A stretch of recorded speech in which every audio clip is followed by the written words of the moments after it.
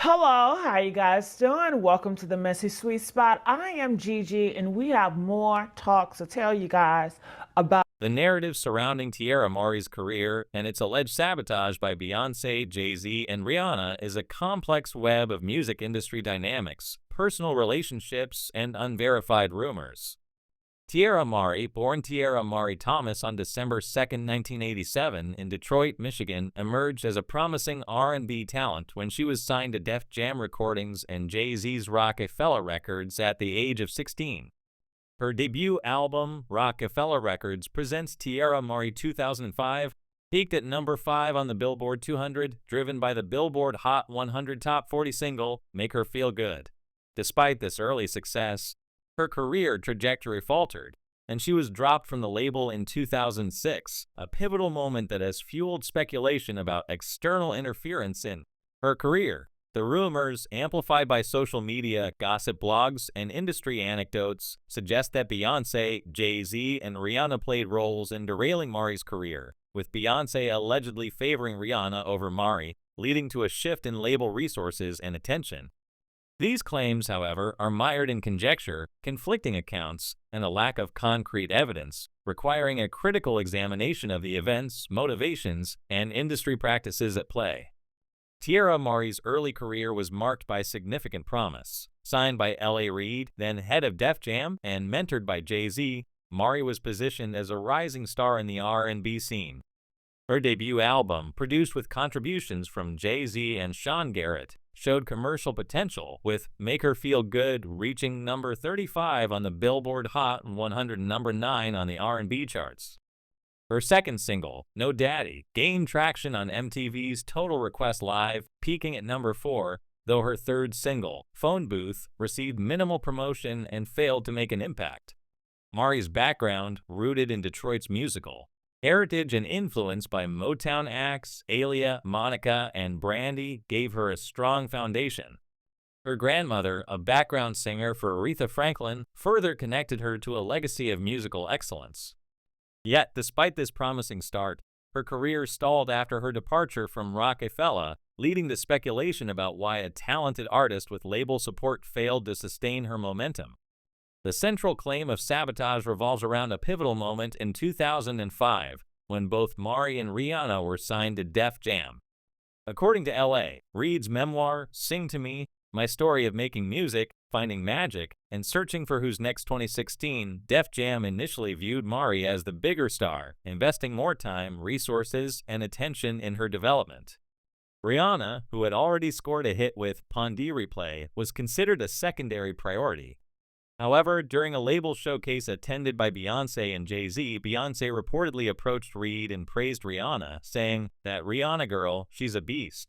This comment, as recounted by Reid, prompted him to reevaluate Rihanna's potential, leading to a shift in focus toward her. This anecdote, widely cited in media and social media discussions, has been interpreted by some as evidence that Beyonce deliberately redirected resources away from Maury to elevate Rihanna, potentially out of fear that Maury's vocal talent and appeal posed a threat to her own career. The rumor mill suggests Beyonce's motives were tied to personal insecurities, particularly regarding Jay-Z's professional relationships with young female artists. Maury, signed at 16, and Rihanna, signed at 16 or 17, were both under Jay-Z's mentorship at Def Jam, where he served as president from 2004 to 2007. Gossip blogs and social media posts, such as those on Lipstick Alley, have speculated that Beyonce viewed Maury as a potential rival both musically and personally due to her youth, talent, and proximity to Jay-Z. Some accounts claim Beyonce pushed for Rihanna because she underestimated her potential, believing Rihanna's vocal abilities were less threatening than Maury's. These claims are fueled by unverified stories, including one from a 2024 Lipstick Alley thread alleging Maury was dropped from Rockefeller after refusing to terminate a pregnancy with rapper Jay-Quan, a decision Jay-Z purportedly did not support. This narrative, marked as allegedly to avoid litigation, lacks corroboration but adds to the perception that Maury's career was undermined by personal and professional conflicts. Rihanna's signing to Def Jam, as detailed in various sources, was a high-stakes affair. In a 2005 interview with Tyra Banks, Rihanna recounted being kept in Jay-Z's office until 3 a.m. to sign a contract, with Jay-Z allegedly stating she could leave through the door with the deal signed or through the window on the 29th floor. While Rihanna framed this as a humorous anecdote, some interpretations, including posts on X, have cast it as coercive, raising questions about power dynamics in the industry. A 2016 Business Insider article and X posts from 2021 and 2025 highlight Jay-Z's determination to sign Rihanna, suggesting he saw her star potential early on. However, Rihanna's former publicist, Jonathan Hay, admitted in a 2024 HipHopDX article to fabricating a rumor of a love triangle between Jay-Z, Beyonce, and Rihanna to boost Teairra play and retaliate against Jay-Z for focusing on Mari and other artists like Lady Sovereign. Hay's stunt, which he later retracted, fueled tabloid speculation and contributed to the narrative of tension between Beyonce and Rihanna, further complicating the story around Mari's career. The idea that Beyonce sabotaged Mari's career hinges on the assumption that her influence swayed Def Jam's priorities. However, several factors challenge this narrative. First, Mari's own decisions and challenges may have contributed to her career's decline.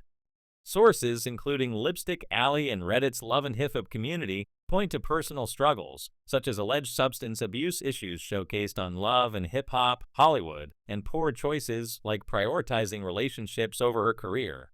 A 2024 Lipstick Alley post claimed Mari sabotaged herself by getting pregnant and focusing on Jaquan, though this remains unverified. Second, the music industry's competitive nature often forces labels to make strategic decisions about resource allocation. Rihanna's Teairra play was a proven hit, and her unique Caribbean sound and charisma offered a fresh appeal, which may have naturally shifted Def Jam's focus, regardless of Beyonce's input. Reed's memoir suggests he already saw potential in Rihanna, and Beyonce's comment merely reinforced his instincts, not necessarily redirected resources maliciously. The alleged beef between Beyonce and Rihanna adds another layer to the story. Rumors of a romantic link between Jay-Z and Rihanna, particularly in 2005, were amplified by Hayes' PR stunt and persisted through events like the 2014 Met Gala elevator incident involving Solange Knowles and Jay-Z, reportedly sparked by Jay-Z's interest in attending Rihanna's afterparty. Social media speculation, including a 2022 Reddit pop culture chat thread, suggests this tension explains why Beyonce and Rihanna have never collaborated, despite opportunities in music, fashion, or philanthropy. Some fans point to Beyonce's 2013 song Bow Down as a diss aimed at Rihanna, though Beyonce defended it as an expression of personal strength, not a targeted attack. Similarly, Rihanna's 2016 Vogue interview dismissed rivalry rumors, emphasizing her focus on her own path. The alleged leak of Rihanna's anti-album Untitled, owned by Jay-Z and Beyonce, is cited as evidence of sabotage, with Anti selling 124,000 units in its first week compared to Lemonade's 653,000. However, no concrete evidence supports the claim that Beyonce or Jay-Z orchestrated this leak to undermine Rihanna. Mari's career struggles post-Def Jam are well documented. After being dropped, she released singles like Hunt for You in 2008 and starred in the 2010 film Lottery Ticket, but her second album at that point was shelved due to leaks and lack of label support. Her time on Love and Hip Hop Hollywood highlighted personal challenges, including a publicized feud with 50 Cent over a lawsuit, which further stalled her comeback. In contrast, Rihanna's career soared, with hits like Umbrella 2007, co-written by Jay-Z, topping charts globally and establishing her as a pop icon. By 2025, Rihanna's net worth as a billionaire, driven by her Fenty empire, rivals or surpasses Beyonce's, adding irony to claims that Beyonce underestimated her. The sabotage narrative is compelling but lacks definitive proof. Beyonce's influence at Def Jam was limited, as she was not an A&R executive, and her comment about Rihanna, as reported by Reed, seems more like an observation than a calculated move to derail Mari. Industry gatekeepers like Jay-Z and Reed held the real power, and their decisions to prioritize one artist over another reflect standard business practices, not necessarily personal vendettas. Mari's marketing challenges, such as the parental advisory sticker on her debut album limiting its appeal to teenage audiences, also played a role, as she noted in a Lipstick Alley discussion. Moreover, the rumor that Beyonce feared Mari's vocal superiority is speculative, given Beyonce's established status by 2005 with Destiny's Child and her solo career.